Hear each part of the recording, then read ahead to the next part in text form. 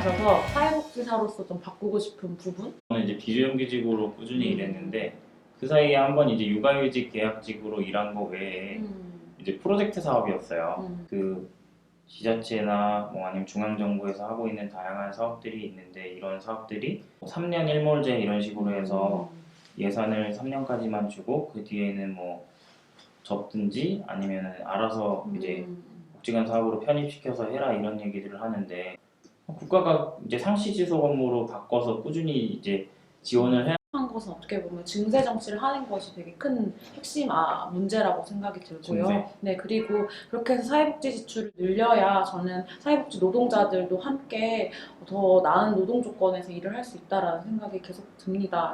이번 정부 들어오면서 사실 커뮤니티 케어라든지 여러 가지 모델들을 만들고 연구하고 돈 많이 썼잖아요. 근데 그것들 지금 하나도 작동되지 않고 탈시설을 어떻게 할 것인지, 부양의자 폐지는 어떻게 할 것인지, 뭐 장애 등급제 폐지는 어떻게 완전 폐지할 것인지에 대한 얘기를 전혀 하지 않고 우리가 말한 건 사실 이만큼이었어 이렇게 되게 치사하게 하는 거잖아요.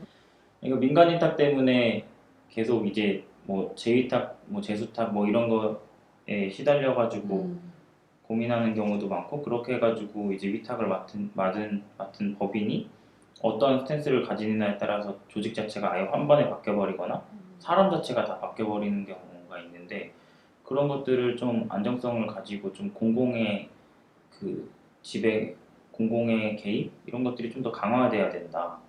그리고 그런 과정 안에서 또 한편으로는 그 현장에서 일하는 노동자의 생각들이 이제 많이 반영돼야 된다. 누구도 정규직이 아니라는 얘기를 하죠. 정규직이, 그러니까 고용 안정이 다들 불안하다고 얘기하니까.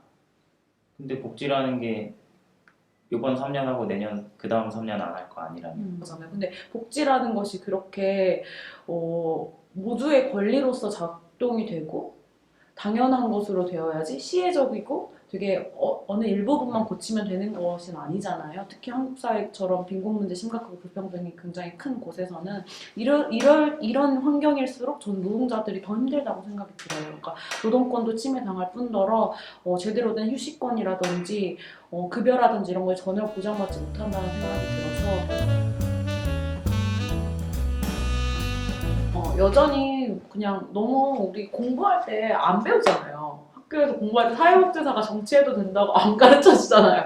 남주쌤도 그렇고 저도 그렇고 좀 젊은 사회복지사들이 같이 정치적인 목소리를 좀 냈으면 좋겠다.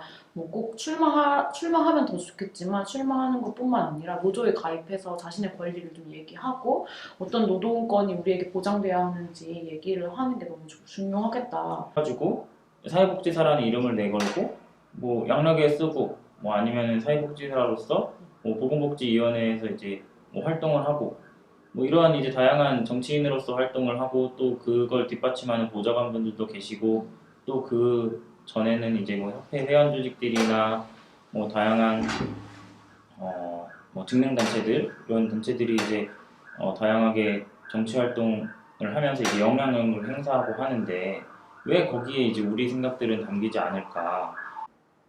사회복지사가 그 사회변화를 위해서 활동한다고 하는데 사회복지사가 누구보다도 약간 보수성을 띠고 일을 하는 것 같아서 할 때 페미니스트 한사협회장 필요하다 뭐 이런 걸 쓰기도 하고 네. 그랬는데 그러니까 사회복지사들이 굉장히 자유와 평등, 인권에 대한 학습은 하지만 실제로 다양성이라든지 어떤 가치를 존중하는 것 그리고 정말 인권과 평등에 기반한 자유를 어떻게 행사하고 누릴 수 있는지에 대해서 잘 모르는 우리 종교의 자유가 있는 나라잖아요. 맞아요.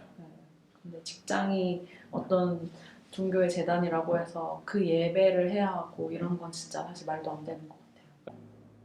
그것들을 저는 막아서 강제로 하지 말라고 이제 금지시켜야 되는데 그런 법안들이 발의됐을 때 이름을 올렸다가 전화가 물밀듯이 그 빗발치듯이 그쵸. 와가지고 그걸 철회되는 경우도 보면서 그 와중에 이제 뭐 했냐는 거죠.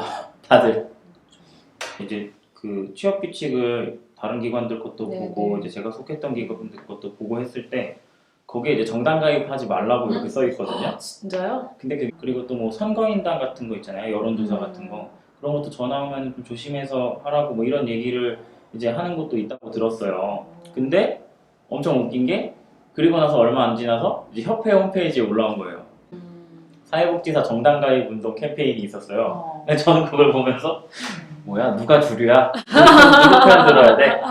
학교는 정당 가입하라는데 직장에선 가입하지 하지 말라고 말래. 써있는데 누구 편 들어야 돼? 뭐 너희는 항상 정치적 중립을 지키고 좋은 일만 해야 되고 막 이렇게들 이야기하시는데 중립을 지켜서 좋은 일 하기 참 어렵죠. 저는 사회복지사야말로 네. 정치적이어야 한다고 그쵸. 생각해요. 이 사람들을 어떻게 대변해서 끌어올려서 정책을 바꾸고 뭐 제도를 바꾸고 할까 이거를 고민해야 되는 게 사회복지사라면 그래서 저도